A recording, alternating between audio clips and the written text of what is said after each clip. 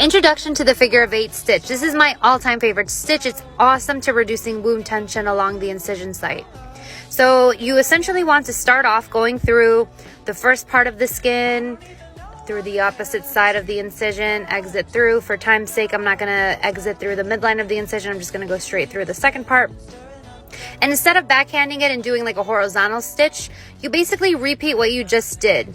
You again go through the first part of the skin, through the second. You want to make sure that your sutures are equal distant from each other, as you can see here. So it makes like a nice little rectangle. And when you start looping it, you notice that you have like an internal Z shape. You can see that Z. And when you loop it and tie it, it forms like a stitch that looks like an X, the shape of an X in a figure 8. So this is great for reducing wound tension without ripping through the wound edges themselves. And that's it.